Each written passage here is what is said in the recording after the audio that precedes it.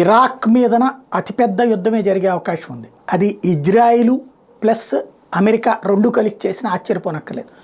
మొన్ననే ఇరాక్ ప్రభుత్వం అమెరికా మీద ఆగ్రహం వ్యక్తం చేసింది. ఆ తర్వాతన ఇరాన్ మీద కూడా ఆగ్రహం వ్యక్తం చేసింది. ఎందుకు? అమెరికాలో ఉన్నటువంటి సైనిక స్థావరం, ఇది ఇరాక్లో ఉన్న అమెరికా సైనిక స్థావరం మీదన ఇరాన్ వాళ్ళు దాడి చేశారు. అట్లాగే అక్కడ ఉన్నటువంటి తీవ్రవాద సంస్థ స్థావరం నుంచి ఇజ్రాయెల్ మీద దాడులు జరుగుతున్నాయి. ఇప్పుడు ఇజ్రాయెల్కి సంబంధించినటువంటి స్పెషల్ ఫోర్సెస్ పాలస్తీనా నుంచి వెనక్కి వస్తున్నాయి. కాబట్టి సంథింగ్ ఏదో జరిగే అవకాశం ఉంది. అందులో అమెరికా కూడా వార్నింగ్ ఇచ్చింది, చాలా పెద్ద ఎత్తున అటాక్ చేస్తామని. దీంతో ఇరాక్లో ప్రభుత్వం ఉంది, ప్రజల చేత ఎన్నికైన ప్రభుత్వం, దానికి సైన్యం లేదు. అక్కడున్న ఇరాన్ ప్రోత్సహిత తీవ్రవాదులే సైన్యంగా మిగిలారు.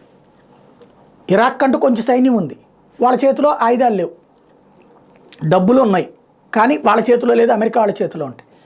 ఒక పాలస్తీనా లాంటి బ్రతికే దాన్ని కూడా. దీంతో ఇరాక్ కూడా ఒక పాలస్తీనా, ఒక లెబనాన్, ఒక యెమెన్, ఒక సిరియా లాగా మారిపోబోతోంది రాబోయే రోజుల్లో.